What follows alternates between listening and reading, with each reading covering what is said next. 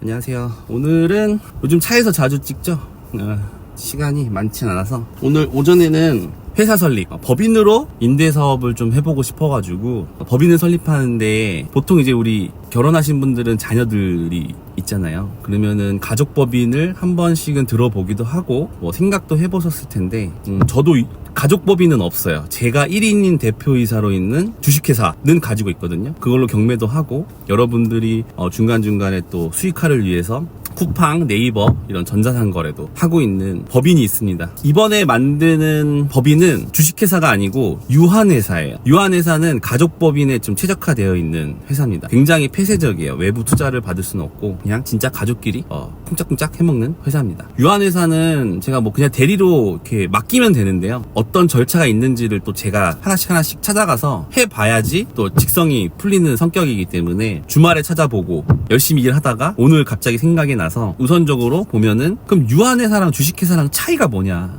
사실 형태라든지 뭐 세금 신고라든지 다 동일합니다. 일단은 한 5년간 운영하면서 큰 차이점이 있다고 얘기하는 부분은 뭐냐면, 주식회사는 대표이사를 선임하거나 감사를 선임하면 3년 내 임기를 정해서 3년 뒤에는 또 다시 등기를 해야 돼요. 근데 유한회사는 그게 없어요. 제 주식회사가 6년 차거든요. 요번에 제가 등기를 했는데 3년 전에 제가 등기를 까먹어가지고 과태료를 낸 적이 있어요. 그 연임 등기를 늦게 하면 과태료 날라옵니다. 3년 긴 것 같지만 또 막상 또 회사를 운영해 보신 분들은 알겠지만 또 그게 금방 다가와요. 그래서 놓치기 쉬운데 유한회사는 그런 거 안 해도 된다. 그리고 가장 큰 차이점이 이제 미래를 좀 바라보면, 주식회사는 외부 감사를 받는다라는 얘기 한번 들어보셨죠? 뭐 상장사 같은 건 당연히 외부 감사를 받는데, 상장사가 아니더라도 일정 규모가 넘어가면 주식회사도 감사를 받습니다. 법정 감사입니다. 나라에서 여기 회사는 규모가 좀 되니 회계사한테 감사를 받아서 재무제표를 우리 전자공시 사이트가 있거든요. 거기에 공시를 해라. 이렇게 법률로 정해져 있어요. 근데 그 기준점이 유한회사가 훨씬 완화되어 있습니다. 그러니까 감사를 받을 일이 많이 없어요. 특히 우리는 경매를 통해서 자산이 늘어나잖아요. 자산과 부채가 동시에 늘어나기 때문에 이 일정 요건에 해당되면 외부 감사를 받게 되는데, 그 규모가 120억 뭐 되거든요. 근데 유한회사는 500억이에요. 크기 때문에 요건 제가 좀 정리해서 한번 표로 이렇게 딱 남겨드릴게요. 그런 요건이 완화돼 있다. 그래서 제가 요번에 설립하려고 하는 회사는 유한회사입니다. 가장 중요한 거는 무엇이냐면요, 어쨌든 애기들 뭐 와이프 본인 이렇게 지분을 처음에 설정할 거잖아요. 대출 받을 때 사인을 하러 다니는 사람, 우리가 되겠죠. 대주주인 우리가 50% 플러스 한 주, 과점주주가 돼야 돼요. 그거는 꼭 주의하셔야 됩니다. 만약에 50 플러스 한 주가 안 되면 대출이 안 나올 수 있어요. 그 다음에 해야 될 게, 저는 이미 애기들한테 증여를 해놨었어요. 뭐 알잖아요. 미성년자 2천만원, 10년 2천, 성인 되면 5천. 이미 애기들한테 증여가 돼 있어요. 그래서 통장도 만들어져 있고 뭐 주식계좌도 만들어져 있고 다 돼 있어요. 그렇기 때문에 이거는 저는 생략해도 되는데, 혹시라도 지금 뭔가를 만들어서 하려고 하면 애기들 통장 만들고 증여세 신고하고 준비를 해야 됩니다. 근데 저는 그거 돼 있어서 생략을 하고, 그 다음 정해야 될 게 회사 이름을 한번 찾아야 돼요. 이 회사 이름을 만드는 이 이름에 대한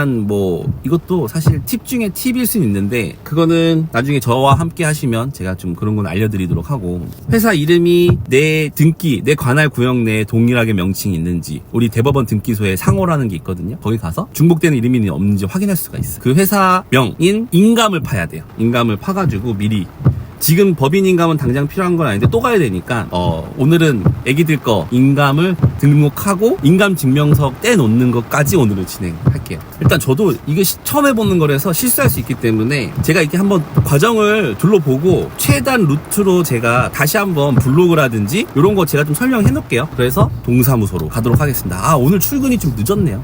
저는 이제 애기들 거 다 인감을 등록했고요. 그 다음에 이렇게 인감 증명서도 각각 한 부씩, 등기를 들어갈 때 가장 많이 누락하는 게 출자자의 인감증명서를 누락시키는 경우가 가장 많다고 해가지고 제가 이거부터 챙겨가지고 등록하고 바로 뗐습니다. 서류 같은 거는 출근해서 작성한 다음에 내일 은행 가서 잔고증명서를 떼고, 그리고 서류 들고 등기소에 접수하는 것까지 내일을 목표로 한번 해보도록 하겠습니다. 오늘은 또 열심히 일을 하러 가야 되기 때문에 지금 오후 2시지만 2시에 출근을 해서도 많은 일을 할 수 있습니다.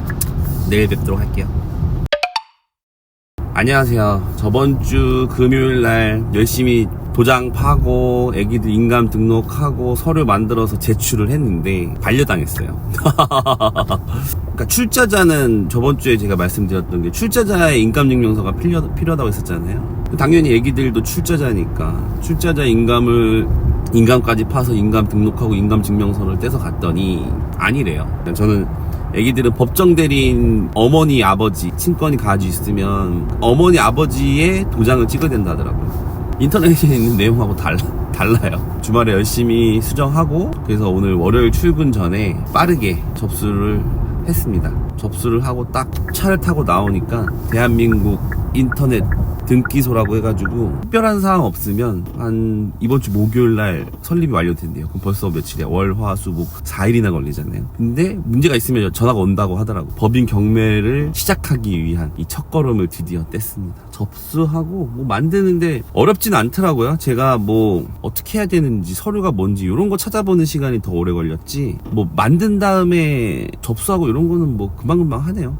혹시라도 이 셀프로 하고 싶으신 분들이 계시기 때문에 제가 블로그에다가 아주 상세히 적어놔서 업로드를 해놓을 테니 그대로 따라 하시면 됩니다. 아, 난 귀찮아. 그러면은 제가 법무사 연결시켜 드릴게요. 법무사보다 변호사가 있어요. 변호사. 저렴한 가격에 잘 해드리니 오늘은 여기까지.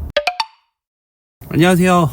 또 어저께 제가 4일 정도 걸린다 뭐 등기 하시는 분이 이렇게 얘기를 해주셔가지고 그렇게 오래 걸리나 했는데 오늘 아침 딱 출근하려고 보니까 문자가 딱 하나 와 있어요. 신청 사건이 교합되었습니다 라고 왔어요. 교합되었다. 등기 신청이 잘 됐다라는 뜻이거든요. 제가 요거를 딱 받자마자 어차피 출근도 오늘 오전에 일이 많아서 늦게 하긴 했는데 출근하면서 법원에 들려서 우선은 인감카드를 발급해야 됩니다. 등기부등본이나 인감증명서를 떼려면 인감카드가 있어야 되기 때문에 인감카드를 바로 발급받고 그다음에 사업자 등록을 신청하고 내일 통장을 만들고 바로 입찰하러 가겠습니다. 이 법인을 만들어서 유한회사 법인을 설립한 다음에 오피스텔과 주택을 낙찰 받으면서 임대사업을 어떻게 할지 요거를 한번 해보려고 하는데요. 뭐 오피스텔 임대사업이야 제가 뭐 하고 있는 거기 때문에 뭐 어려움을 뭐 겪는다거나 그런 거는 없는데 이제 주택 임대 사업자가 법인으로 할 수 있는지 가능하거든요. 그것도 제가 한번 보면서 어떻게 진행할지 저도 그건 처음 해보기 때문에 한번 부딪혀 봐야 돼요. 뭐든지 바로 실행해 보도록 하겠습니다. 오늘 차를 5개입니다. 5장 뽑았어요. 이 투자 전략은